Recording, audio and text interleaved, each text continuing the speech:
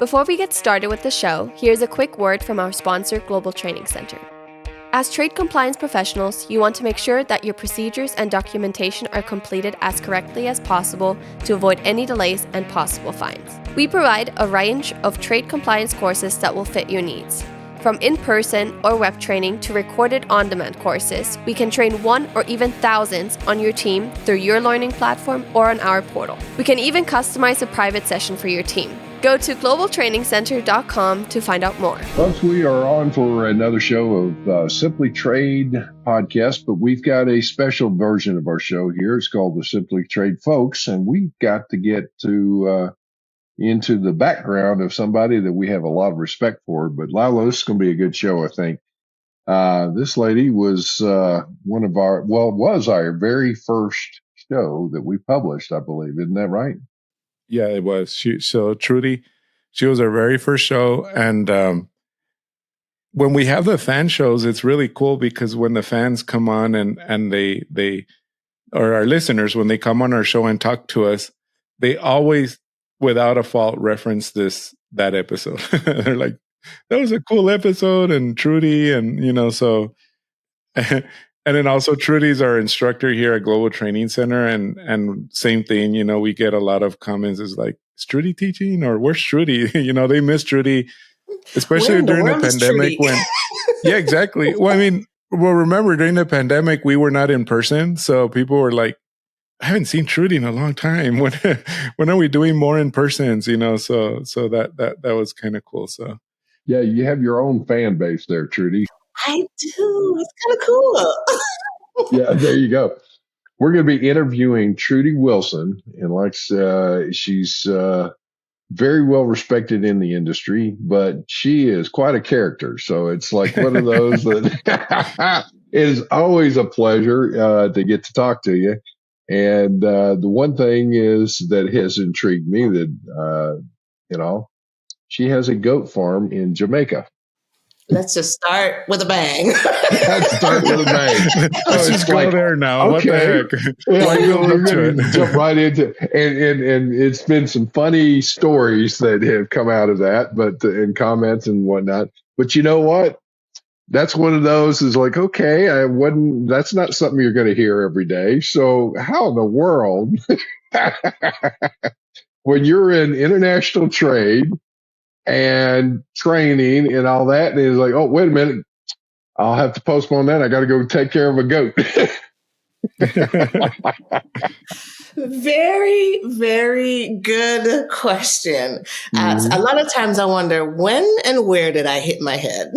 Because how did I end up here? you hear people going, yeah, I need a work-life balance. And it's like, well, okay, that is definitely takes you away from your traditional work. And it's a lot of work to take care of livestock and whatnot, as I well know. Anyway, Trudy, welcome to our show, and this is going to be a good one. But seriously, it's like, so do you spend all your time in Jamaica, or just part time, or what? Part-time. I go back and forth as needed. Okay. So like if I need to be on site for Global Training Center or to see a customer, or to attend a wedding or to attend my godson's birthday parties. Yes, I'm in the US, but other than that, I'm in Jamaica. So I do go back and forth quite a bit. So I try to balance that. So I'm in both places. Intriguing. Yes.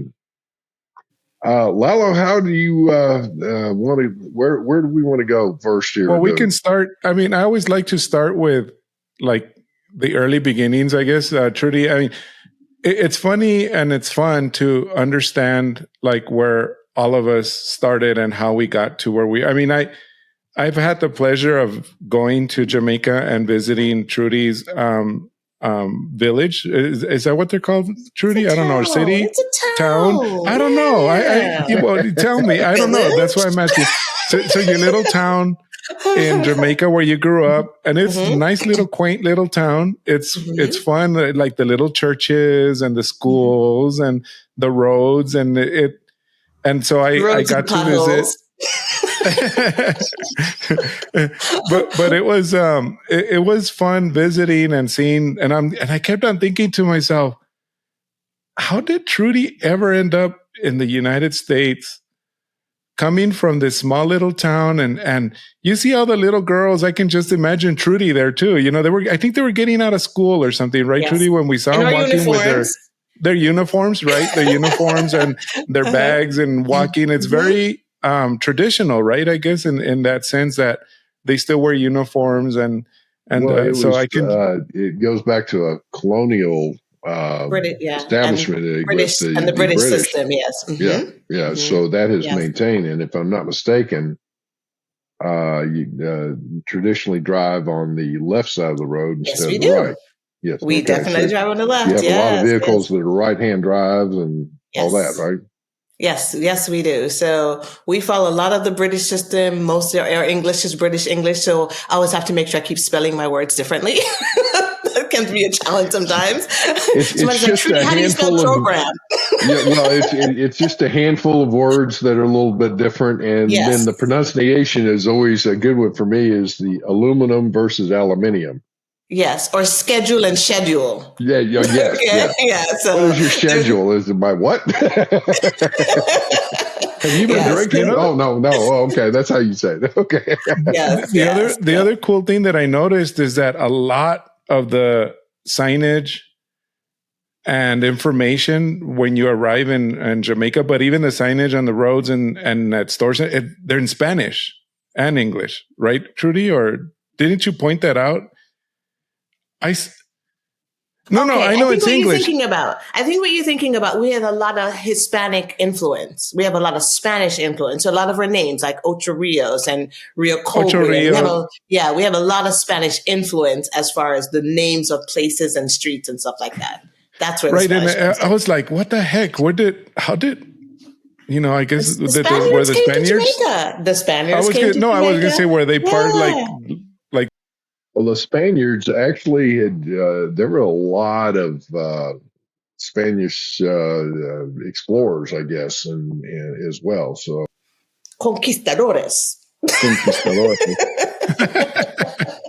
Yes, they did come to Jamaica. No, don't ask me when, but they did come to Jamaica. So we have a lot of Spanish influence in, even we have a dialect called Patois, and it's a combination of broken English and a little bit of Spanish and a little bit of French and, all these different things all thrown together. So, Yeah. So, okay. So you grew up in like Highgate, or that's where you are now? Yes, I grew up so I have returned back to where I grew up. So to give you a little bit of the story, I actually was born in the US. I know that kind of takes the story down a little bit, doesn't it? I'm sorry. But anyway, I was born in the US. And my parents went to college in Kentucky, right? And after they got done with college, they moved back to Jamaica. And by then I was 2 years old. So I did all my schooling through high school in Jamaica. And so I graduated, but when we lived in Jamaica, every summer we would travel to the US for different things. So my father is a pastor, and we do like a lot of, church events and, go speak here and go speak there. So I've been to a lot of church potlucks. Right? So we would do that every summer. One year we lived in Indiana for a year, and my mother went to Ball State and did her master's at Ball State. I actually even went to Mexico for 3 weeks. We were there for 3 weeks studying as well, and came back to Jamaica, finished up high school, and actually moved back to the US to start college. So I actually graduated from high school twice because I was too young when I graduated from high school in Jamaica. I was 15 when I graduated from high school in Jamaica. I went to the US. They're like, oh, you're too young for college. So they made me do another year of high school. So I graduated from high school again. And then I went to college in Kentucky, Asbury College, which is now Asbury University. And while I was there, you're going to love this, Lalo, I had a double major in Spanish and French with almost a minor in German. I don't think you knew that. Let's just add up all kinds of stuff with that one. A double major of Spanish and French. And almost a minor in German. Actually, I think I had enough classes for a minor in German. It's just that my professor didn't have her doctorate, so they couldn't give me a minor. So So all those years I was studying languages in college, I thought I was going to go into, like linguistics or translation or anything like that. Well, God had different plans. And so going into my senior year in the college, because my mother was actually a professor at the college where I went to. And going into my senior year, she said, "Hey, Trudy, you should put in your resume so that when you graduate from college, you'll have a job."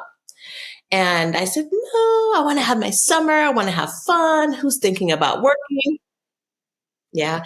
And very unlike my mother. I know. Okay. And my mother is typically the one that, she says, "I do, and you have to do what she does, what she says." But somehow she let that slide. Okay. So I graduated from college and then I didn't have a job. So I signed up with a temporary agency, and like any other good old temporary agencies, they sent me to several different locations. And I went to an insurance company. That wasn't my cup of tea. I went to another company that actually manufactured zippers in Lexington, Kentucky. Wasn't my cup of tea either. Ended up actually at the Lexington Bluegrass Airport working for a company called Harper Robinson, which I guess I should say was a customs brokerage firm back then and freight forwarder. So I started there as a temp doing data entry. And the guy that hired me, he's like, "Hey, I want you to take these numbers and put these numbers here in the system." And I'm like, "Hey, I'm a college grad. I can handle that. That's not hard." So I was doing that for a while. And he said, "Hey, do you like what you're doing?" I'm like, I really don't even know what I'm doing." He's like, "Okay, would you like me to train you?" I said, "Sure." So he trained me, and then he moved to run the office in Nashville, Tennessee, and he left me in Lexington, Kentucky.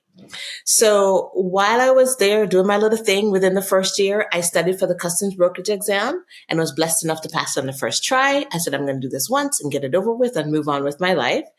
And so at that time, I was running that office, and the company switched from Harper Robinson to Circle International. So now you're seeing how far back I go with this. All right. So, so working for Circle International, getting all my customers. And actually, I always like to tell everybody that that office was a true definition of a one horse town. You have one customs broker to one customs official. Because that's all we were. So it's me and my customs officer, right? So we had a pretty good working relationship. If he's going to go inspect something, he's like, "Hey, you're busy. You want to come see this?" I'm like, "Sure." So I trot around with him and look at and learn and see what they're looking for as a customs agent and learn a couple of things from him on the other side of the fence, right? So that helped me to grow there as well. And then because I was the only customs broker in Lexington, everything that came into Lexington, I cleared. And at the time, there was Emory Worldwide there. Guys remember Emory Worldwide? Yes, Emory That's going Worldwide. back a ways. Come on, Andy. You don't have to date me that far back. Hey, listen, I'm right there with it. It is when I was up in Canada, we had FedEx, and Emory was right next door. Oh, there you go. All right, so Yes. I'm right in the middle You're of right it. there. So I'm probably older than you are, so I'm older than dirt. So there you go. Slightly older. So I would clear all the freight that came in for Emory. So over the years, we developed an excellent working relationship that they said, "Hey, you should come over and open a brokerage office for us." And I kept saying, "No, I'm great. No, I'm good. I'm happy where I am." So they kept coming, sweetening the deal. They kept taking me to lunch, taking me to dinner. All right. We are in Kentucky. There's a Derby and there's Keeneland in Kentucky, right? In Lexington. So they kept taking me to the horse races. And I'm like, "Okay, yeah, this is great. This is fun." And, they kept trying all these different things to get me over. And finally they said, "Hey, how would you like a brand new Ford Taurus every year?" I said, "Sign me up." Lord have mercy. Yes. So they hired me in a sales/brokerage position so that they could justify giving me the car is really what it boils down to. So yeah, I got a brand new Ford Taurus every year. I'm like, "What took you so long? You should have started with that." You wasted a lot of time. So I moved over and opened Emory Customs Brokers in Lexington, Kentucky, Emory Customs Brokers in Louisville, Kentucky, and Emory Customs Brokers in Evansville, Indiana. So I did business development and sales for all three areas. Working in Lexington was actually very good. I had a great team that I was working with. I was the only female. That was kind of fun, right? So I got It's everything some I pretty wanted. country up in that way too, isn't it? Yes. Going back and forth to see all the horse farms, and it's beautiful country back there. So I was kind of going back and forth between, I was going back and forth between Louisville, Evansville, and Lexington, just to a little bit of sales and a lot of brokerage just to get those offices up and running. So that went for a while. And actually, while I was in Lexington, I actually extended myself over to the export side. So we had one guy that was doing exporting. And when he would go on vacation, guess who they asked to fill in? Me. Yeah. All right. So what I would do is I'd come in the morning, do my brokerage entries, right? Go back, take a nap, come back at night and process export paperwork. So that's when I said split shifts. Split shift, right? And I was like, okay, young man, very few vacations. Thank you very much, because I don't enjoy these split shifts. But it definitely opened my eyes and gave me more experience on both sides of the fence, both the importing and the exporting. So that was pretty cool right there.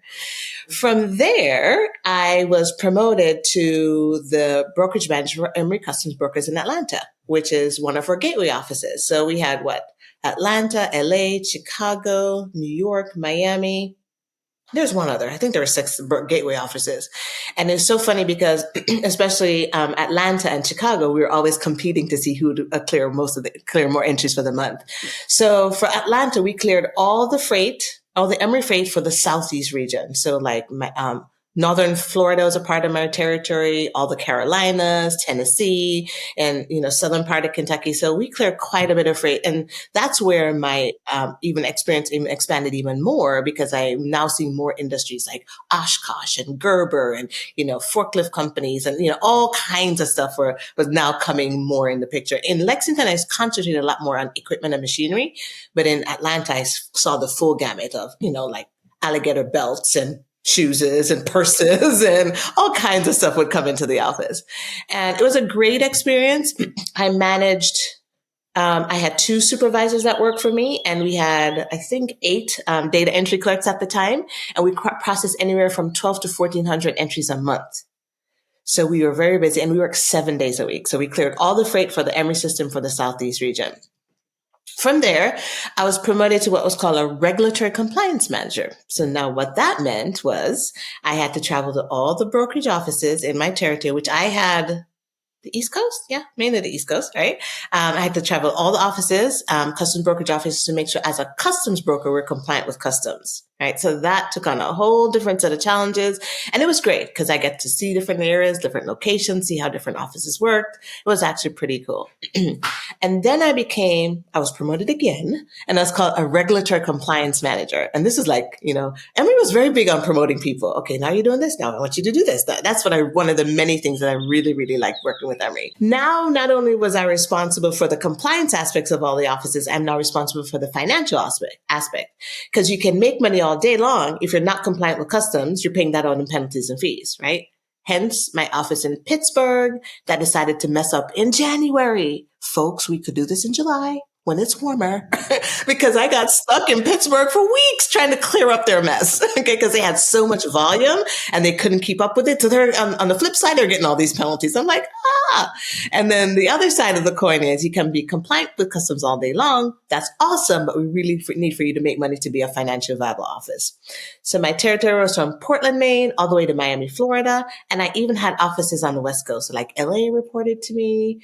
I think Salt Lake City. I can't even remember all the offices that reported to me. So I was pretty much on a plane quite often going somewhere to visit someone. All right.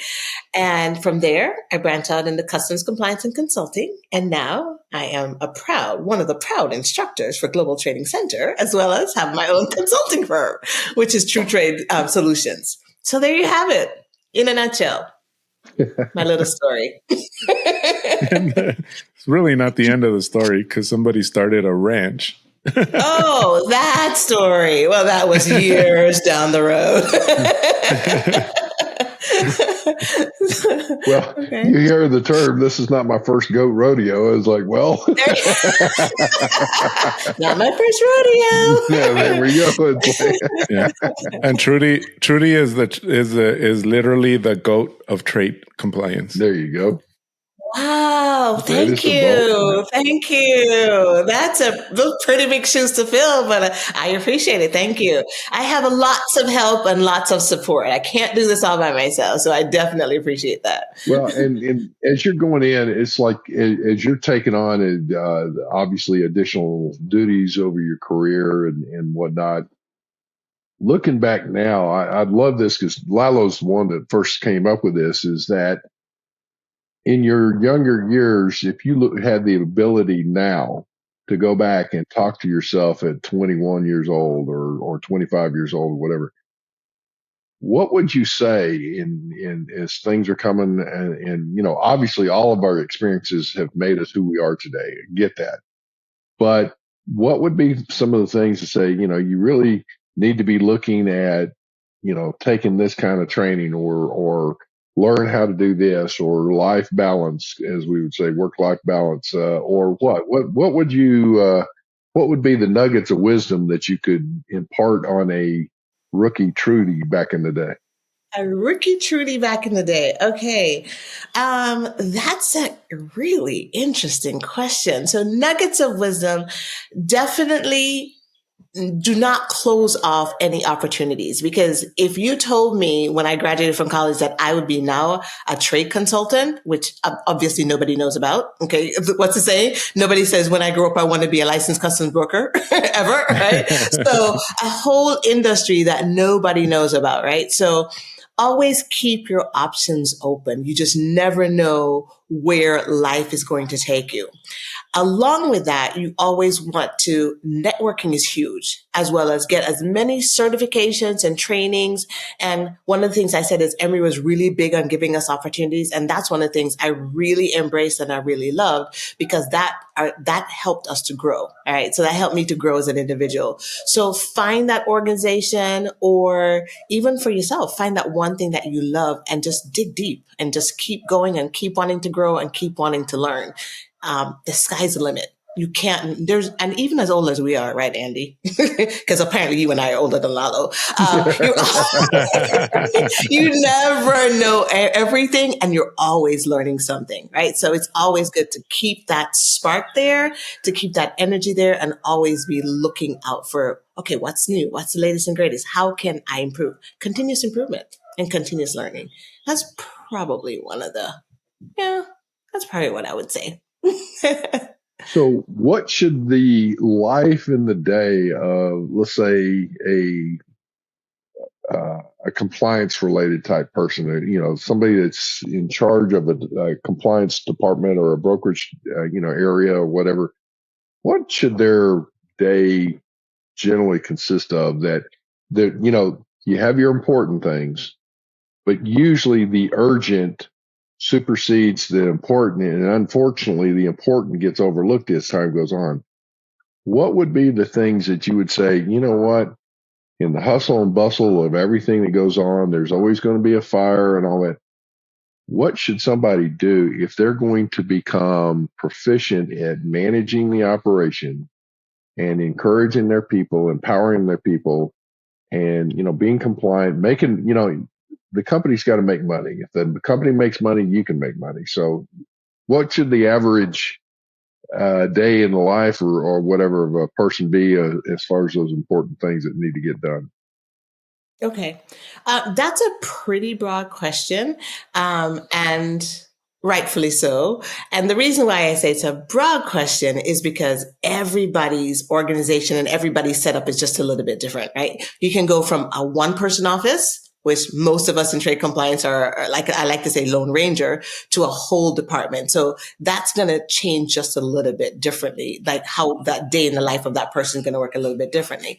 However, I think we all need to focus on, like you said, the important stuff and make sure that the important stuff stays important, bearing in mind that, yes, there are going to be fires. So we're going to have to figure out how to prioritize, right? What's coming in? Do I have to take care of this now? Or can this actually wait? Or can I delegate it or get like one of my service providers to help me with that particular issue? My big thing and Lala will tell you that I'm always telling everybody, is document everything, right? Because first of all, everybody's memory is bad.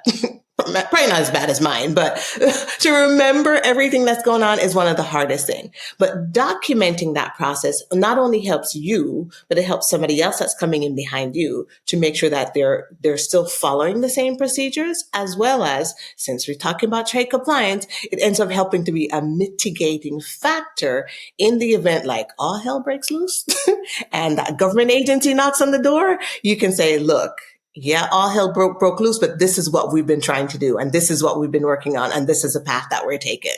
All right. So I would say really and truly document and prioritize, bearing in mind that, and that's why we love the industry, right? There's never a dull moment. Well, I Always get that. something Okay, exciting so going on. coming back, it's like, documenting, so that there's an audit trail basically, and there can be a transfer of knowledge. I get that. That's one thing. The other thing is this prioritizing of items. Isn't that just regular time management, or are we talking a little bit more detail? I'm kind of sending you a softball here. You're sending me a softball. I'm trying to figure out where you're going with this question. So somebody is like, well, I have good, here's the things I got to get done for the day. And you're talking about prioritizing. But if you're in charge of a department, there's more than just prioritize. The ability to delegate, which is something a lot of people struggle with. And as you're assessing things, that ability to prioritize, that takes time to become proficient in those types of skills, especially, if it's just yourself is one thing, but you're going to burn yourself out if you've got a staff, but you're doing all the work. And then the other scenario there is being able to say, what can I, delegate and empower my staff? I mean, there's a lot of things like that, but from your perspective, I guess, let me rephrase the question more of should I just focus on learning how to prioritize, learning how to become proficient at time management and running my calendar and those kinds of things and putting things in there? Or how do you become proficient in prioritizing those tasks and looking at it? It's probably a question you haven't really thought about in a while. You just do it. I haven't thought about that. I just do it. But you hit a lot of key points, right? So delegation, if you have staff and a team, you have to delegate and empower them, right? So a part of that is they have to know what to do. They have to know where to find the information in order to give you back that right information. So definitely delegating and prioritizing. Is it so much time management? Everything is time management. You can spend, countless hours on one thing, or you can figure out I have 30 minutes to get this done and work on it. So I still don't think I'm answering your question, Andy. Well, you're fine, I guess. And here's something else, I guess, is let's take it on. You're running a brokerage operation, or you've got certain situations where we're talking about import as far as brokerage wise. Even on an export, if you're running an export operation or you're supporting a warehouse that is receiving freight or shipping it out, I mean, those key timelines of what is it you got to work with is like, okay, their cutoff is at 2:00, let's say, to get something out the door for exports because they still have to do the pick and pack and all that. Well, that doesn't mean that you can wait till 1:45, complete a task maybe, and then send it to them. It's like you've got to reverse engineer that. Well, if it took, it's got to take time for them to do this and go through the process. So I guess where I'm going is that as you were going up the chain and now all of a sudden you've got a department and you've got some people with you.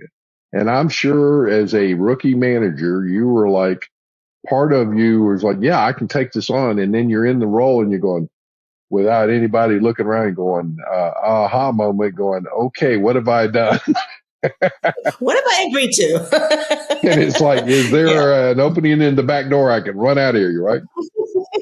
How do you get through those kinds of things when you're overwhelmed and you're trying to learn on those kinds of things? Where I'm going is like, delegating is a key thing, and it's okay to also, you're not dumping on your staff, but on the same token, it's also okay to say, hey, I need some help from your peers or all that. Somebody says, oh, you can't show weakness. Well, that's the worst thing you can do.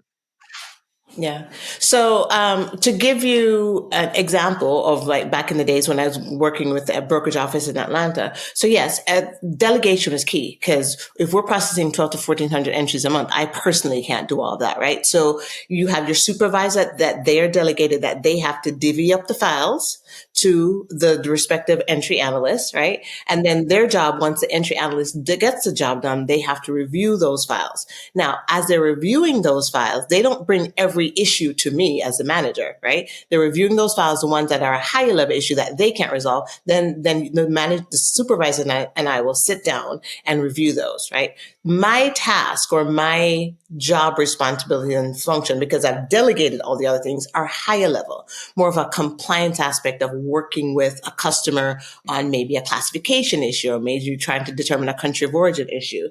And even I did a lot of like sales. So I was a subject matter expert that would go out with the sales rep. So, how time management ties in again, like everybody else, even though I'm at a managerial level, I still have certain things I have to get done. What I hated doing was reports. Those IDs and payroll stuff, those are stuff I'm like, oh gosh, I have to do this. But anyway, so you still had to get those done within the required time frame. Now, was there other people that I could, because there were other brokerage managers you could pick up the phone and call and say, hey, I have XYZ going on. How do you manage this process? And again, going back, you can't act like you can do everything and know everything. You have to rely on your team internally and then your team even externally as well.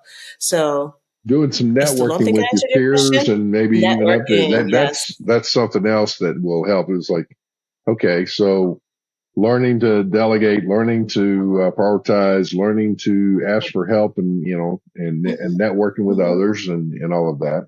So as you can And go even through it, talking to your managers and say, hey, help me. I don't know how to do this. Walk me through this process so that the next time I know how to do it. So, but yeah. then there's one other thing. Aside from your Okay. operational, you still have to be up to speed on what's going on and the regulatory changes and all that. How do you handle that Yes, you kind of do. stuff? Okay, that's the $1 million question, and that's one of the things that I talk about all the time in my sessions with everybody. First and foremost, let's just be honest: things are constantly changing, and it does get really challenging to keep up with everything. So again, networking comes into play. Signing up for email blasts, that different Simply Trade newsletters that come out. The great thing is that there's so many organizations that are sending out, flyers and newsletters and, hey, remember this, and hey, this is coming down the pike. The more of that stuff you sign up for, that's how you keep on top of the information. Custom sends out a myriad of information constantly. And keeping your ears to the ground, listen to the news, something as simple as that. Whatever's going on in the world is going to affect international trade. And how is that going to affect you? And how are you going to work through that? And really just networking and keeping up with, again, I think I pretty much listed everything that's the main way. And then just reading the regulations because they change and things get updated. So what's new now? Not the most fun thing to read, but we still have to go in and read and And see what's going on. Trudy, and I'm gonna switch a little bit on the subjects because obviously personally I work with you a lot here at the Global Training Center, and we're very close and we collaborate a lot. But I've gotten to really get to know your style and everything, and I really see that a lot of our clients really enjoy and embrace the way you teach. Do you think that came from, well, actually, obviously from your experience, but do you think your mom's influence was involved in there too? She was a teacher, and you said she was very stern with you. You got to do. I don't know. I can imagine her like my mom or my grandma, right? Traditional, you got to do this. Like things in order. You know what I'm saying? I guess just old school, and so you kind of adapt to that, and you become that, and you bring it up in your life, and next thing you realize you are your parents, right? And I don't know, did that help a lot, with your mother, or it's funny that she was a professor at a university and you're teaching also.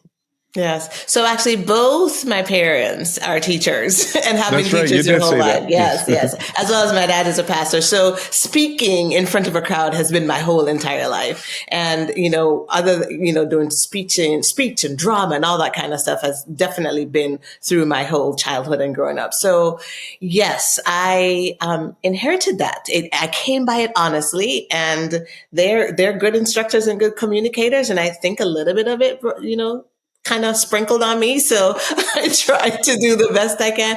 But yes, I would have to say, and actually even my aunt and uncles are also teachers. So it runs in the family. More ways than one. Did you have anybody in the business world there that I guess took you under your wing or their wing and kind of helped you along, or did you seek somebody out? I have had many people that have sought me out and have been very helpful. The very, very, very first person, can we name names? We can name names, right? Okay. The very, very, very first person is Chuck Lones. I have no idea where he is anymore. But when he's the one that hired me as a temp doing data entry and introduced me to this whole big world. And just the way he introduced it to me and explained it to me. And he just made me fell in love with it at the get go. So I had to be my very, very, very first person. The second person was actually a customer. So this customer, he said, Trudy, I'm going to make you the best freight forwarder ever. And I'm young and wet behind the ears. I'm like, what does that mean? What's he talking about? And what he did was he was always on me. He's like, where's this? Where's this? Where's my container? What's going on with the shipment? To the point where before he would call me, then I started calling him going, okay, Chris, here's your container. Okay, Chris, this is what's going on. He's like, there you go. That's what I'm talking about. So I got it from both ends of the spectrum inside with the hordes of people I work with, as well as customers. But I've had many people along the way. Lots, like I said, Emory was a phenomenal group to work with. And just about everybody that I've worked with at Emory have always been very encouraging and, showing you, okay, can do this and let's do this. And now we want you to do this. Another big name is Jane Lindley. She got married. I don't know what her married name is, but she was also amazing. John Reed in Lexington, Kentucky, he was also amazing. So I've had a lot of great people that I have been fortunate to have in my life that have helped to mold me and move me along my path. And now, as you've gone through with some of that, were you ever in a situation where it was hard to take some feedback and you had to come back and go, wait a minute, what they're telling me, I think on it for a while and I come back to it and it's like, okay, you know what, you're right. Or were you just pretty much, give me the feedback. I'm fine or whatever. No, I'm very sensitive. I've developed a tough skin over the years, but when they tell you something, I'm like, what? I did that wrong? No. So yeah, I've had situations. Oh, there was a manager for Emory Worldwide that worked in the Nashville office. Oh my goodness. He put me in tears. One day I'm just like, ah! And I had to go back and gather myself and come back and say, okay, yeah, you're right. I should have said this and I should have done this and I should have done that. And actually it was about the customer. It wasn't about him because he was always about his customer, which I've been about the customer too, but some people are just a little bit more bullish than others. And he thought I should have gone more above and beyond for the customer. So yeah, it took me a long time to gather myself, but I did gather myself and I went back and I talked to him and I talked to the customer and we resolved it. So yes, I've had some tough What about situations. the next generation coming up? Have you, is there any recommendations as far as, I don't know if you're mentoring anybody, but somebody is stepping in, what would be some of the basics that steps as far or phases that they need to get themselves up to and running proficient, with those nuggets of knowledge or the actions they should be taking over, the first 10 years of their career or something? Okay. One of the things, even before we get into their career, one of the things that is more prominent now than it was back when we were going to school is you can actually get a degree in supply chain and logistics. And that's way more prominent now. So if you can start there, that's definitely a good place to start. The rest of us just kind of went in it out of the blue, right? So if you can start there, that would be awesome. Don't have to start there. You can definitely get into the industry even above and beyond that. So if for those people that are interested, again, it really goes back to networking, right? I am interested in either being an importer or, working with an exporter, or working with a freight forwarder, working with a broker. Find that organization or that one person that can be your mentor to work with. And I'll give you an example of one thing that happened. So a long time ago. Actually, I was a global training center class that I did. I think I was in Detroit when I did that class. I can't even remember way back where it was. And one of the attendees to this day, we are great friends. And he always says I'm his mentor. And I'm the reason why he now owns his own brokerage and freight forwarding company. And I'm like, what? Me? So sometimes you can affect people that you don't. And he said, yeah, you just had that passion for it. And he was, at the time, he was working for an exporter when he came to the class. And he's like, yeah, you had that passion. And it just kind of sparked something into me. And he went, studied for his brokerage exam, became a licensed broker. And now, like I said, he's owned his own firm for more than 5 years.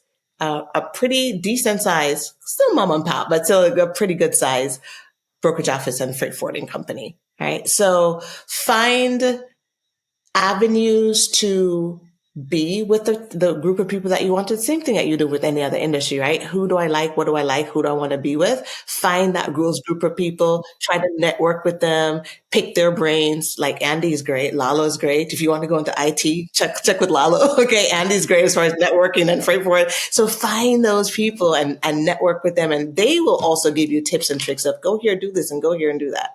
So it's a phenomenal industry. So what do you think as far as the industry? I mean, obviously, the brokerage side, the regulations that come through for, continuing education credits for the brokers and all that, that's something.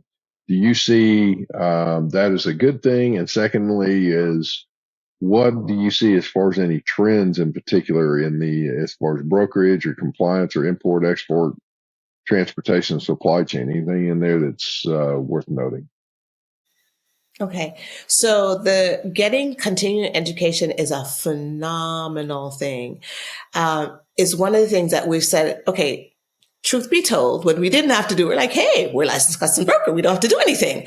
But if you think about it, we are, I think, coming up till now, we're probably one of the only industries that never had to do continuing education that I'm aware of. If you're a realtor, you have to do continuing education. If you're a doctor, you have to do, so all these other industries, but we never had to do it. So I think it's a phenomenal thing that we now have to do it.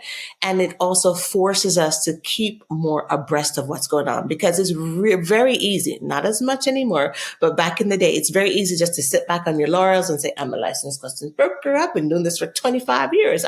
You can't tell me anything. But now it forces us to keep more abreast of what's going on and up to date with things and, kind of keep us fresh and on our toes with the changes in the regulations. So I think it's a phenomenal thing. As far as trends in the industry, I really like the fact that everybody is, so to speak, on board of how do I stay abreast? How do I stay afresh of what's going on? And I also like the fact that there's so many mediums and more cool mediums like a podcast that you can stay up to date on what's going on. And there's several webinars and seminars. So it's a whole lot easier now to stay on top of stuff than it used to be. And another cool thing that I like, everything's online. Remember back in the day, you had to get your big 15 CFR and your big 19 CFR and it took up the whole table. Now everything is a finger and, like click, it's up. I'm like, oh my gosh, this is amazing. Where were you when I started? So I'm like, yeah, so those are old trends and new trends that I like and that I see what's going on. Mm-hmm. Well, any particular recommendations as far as somebody that, let's say they're in the supply chain arena, they're not a customs broker, but they're more supply chain and in different aspects of that. How about any suggestions, discussions, or whatever they should have regarding how to incorporate, the compliance side of the house into their supply chain strategy meetings? Okay. One of the big things, one of the many big things that I always say is it's all one. You can't have supply chain over here and trade compliance over here and IT over here and engineering over here. We all, everybody touches and affects the supply chain, right? So one of the main things is trade compliance needs to be at the beginning of the process. Whether it's an inbound process or an outbound process, trade compliance has to be at the beginning of the process and work in tandem with supply chain and logistics and sales and procurement, and everybody has to work together. So that's the simplest, easiest way that I put it. You have to be at the beginning and have a say, not just there in person. You have to be able to say, look, guys, if we do this way, here's what's going to happen versus if we do it this way, here's what we need to think Well, about. networking if you're in a large company, one of the things I always suggest taking that a step further is, yeah, if you're in the compliance arena, most people in that, and they have this silo that whether it's intentional or not, they're a stepchild or whatever it is, and it's like, you know what, you're gonna have to break out of that or make an effort. So, from a compliance, get out and meet the folks on the purchasing, sourcing side, the IT side, of course, your regulatory affairs type, legal, your transportation and warehousing and supply chain and all that kind of stuff, and even customer service, your accounting, both accounts receivable and accounts payable, because if you're dealing with international transactions, you cannot necessarily legally bill a customer until it has cleared customs or certain things have been satisfied on the way, or are there exceptions in that customers aren't paying? Has nothing to do with you, so you think. But in the midst of that, if they're hanging things up, I'm sure the accounting folks are trying to figure out things, or customer service trying to figure out things. There may be some exceptions. So, look for your exceptions and then get with those departments and network with people so that in the midst of a crisis, you're not meeting somebody for the first time. Would you agree with that kind of That's approach? so true. Absolutely. Here's one group that a lot of people even forget about. What about the cleaning crew? About the what? Security. The cleaning Oh, the crew. cleaning. Oh, yes. Security. Yes. Yes. Yes. Yes. And all right, Okay. elaborate on it a little bit. I know where you're going with that, but elaborate on that a little bit so that people are like, okay, Yeah. gee. The cleaning Mm. crew? What do they have to do with this? Okay. So one of the things we like to say is to add to that is that everybody touches and affects the supply chain from C-suite to C-suite, right?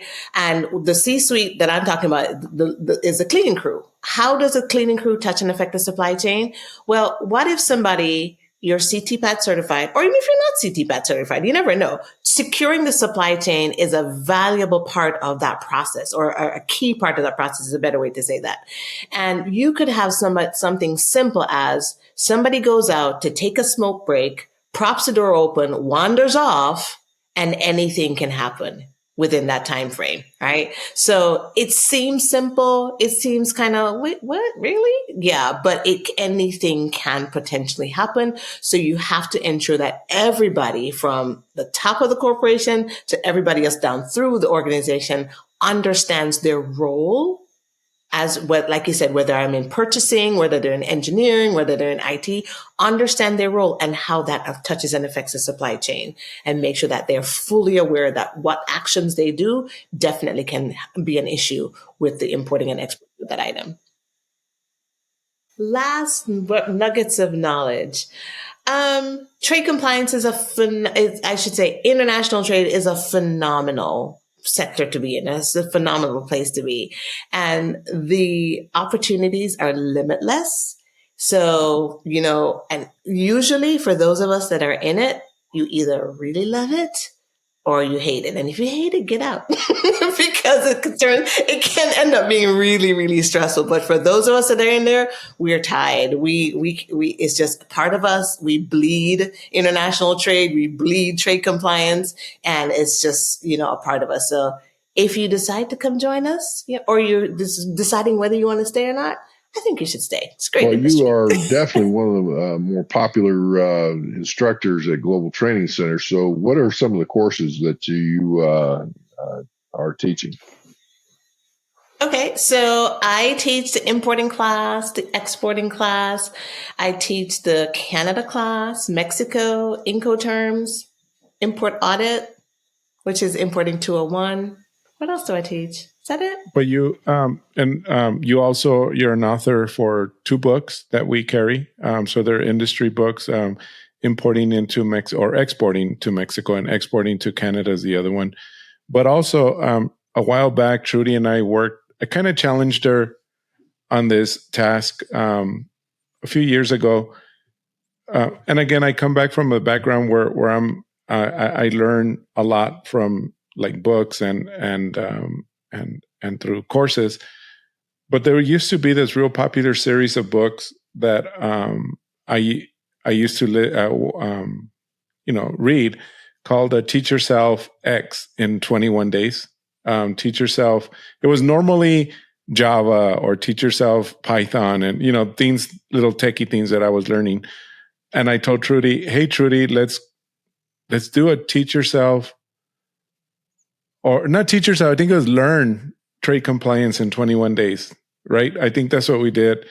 So then we evolved it. She took the challenge on, and lo and behold, that's a very popular course that we have right now, where it's not called Learn Trade Compliance in 21 Days. It's called Building Blocks of Trade Compliance. It's pretty much the same concept. And it's really cool because we split it up into 4 weeks. We have a bunch of videos that Trudy talks about. And then we have discussion forum where everybody just pitches in on what they felt they might have missed or need to learn more from the videos. And then we have a live session. So we just finished that today. It was our last day for this cohort. We have several during the year, but I feel like that one is a really good course, Trudy, that you really hit it out of the ballpark, that you did, and then you took my goofy ideas and challenges and we put it together. I remember we worked for like a whole week here in the office. Like we're just like crunching out. Mm-hmm. We pretty much wrote it. Yeah, exactly. Let's do the slides. Let's do the videos. And oh my goodness, it was a lot of fun, but it was a lot of work. But it's a good course. I feel it's very, very strong course. Well, yeah. And thank you for giving me the opportunity. So it's been definitely cool. And so we're going to have, I guess, the links here in the show notes. Or if you're interested in Lila, what would be the website though that people could go to start looking at some of the courses that Trudy has and maybe some of the others that y'all are offering? Right. So you can find any courses that we teach on globaltrainingcenter.com. And then when you go beyond, so specifically today, because part of the building blocks, you're learning a little bit on how to build a trade compliance manual. And somebody said, Trudy, can you give us what did she say? Can you give us a template so that we can start building? But I'm going to call you so you can finish it off for me or something, right? Or like audit it or something. Yeah. So that's what Trudy does. I mean, she'll teach you USMCA or tariff classification when you don't want to do it because you realize it's like, okay, I love that I know how to do this, but let me just delegate it to someone else. Trudy can come and do it. But so Trudy, you can find hers on truetradesolutions.com, and it's true as in TRU, like true. So truetradesolutions.com. Right, yes. Trudy? Yes, absolutely. Yes. I like the way you combine your first and last name too, because you say it's True Will. Yeah, I love that. Yeah, that's been fun to work with. Well, I guess with that, we're going to wrap up. And folks, I guess please like us, share us, we have been trending up. It has been phenomenal already in 2024. we have had some big time guests on our shows, and oh my gosh, you guys have been great. We thank you for your listenership, but continue to do that. We are approaching new milestones, and if you're interested in advertising with us, you can reach out to the Simply Trade podcast show, and we will definitely, or the Global Training Center. And we will definitely entertain that, because we've got some folks, we got some new things that are coming down the pipe that are really, really cool. So with that, Trudy, thank you so much for being on our show. And Lalo, I guess it's time to sign off, and have a good day. Andy, Lalo, thank you guys so much. It's always fun hanging out with you guys. And thanks for thinking of me. Thank you. No, thanks for coming on. Thank you very much for joining us. Simply Trade is brought to you by the generous contributions of Global Training Center. You can follow the show and GTC on LinkedIn or Twitter and other social networks. Make sure you check out the show notes in the description for a full rundown of today's show with all the important links. Also, make sure that you share this with a friend and subscribe on your favorite streaming platform. We really like hearing from you. If you enjoyed the show, make sure to rate and review wherever you listen to this podcast. If you or someone you know would like to be a guest in the show, or would like to sponsor Simply Trade, or suggest any topic you would like for us to discuss, please contact us via email at simplytrade@globaltrainingcenter.com, or you can DM us on Twitter at simplytradepod. Thank you again for the privilege of your time. Happy trading. Simply Trade is not a law firm or an advisor. The topics and discussions conducted by Simply Trade hosts and guests should not be considered and is not intended to substitute legal advice. You should seek appropriate counsel for your own situations. These conversations and information are directed towards listeners in the United States for informational, educational, entertainment purposes only, and should not be substituted for legal advice. No listener or viewer of this podcast should act or refrain from acting on the basis of information on this podcast without first seeking legal advice from counsel. Information on this podcast may not be up to date depending on the time of publishing and the time of viewership. The content of this posting is provided as is. No representations are made that the content is error-free. The views expressed in or through this podcast are those of the individual speakers, not those of their respective employers or Global Training Center as a whole. All liability with respect to actions taken or not taken based on the contents of this podcast are hereby expressly disclaimed.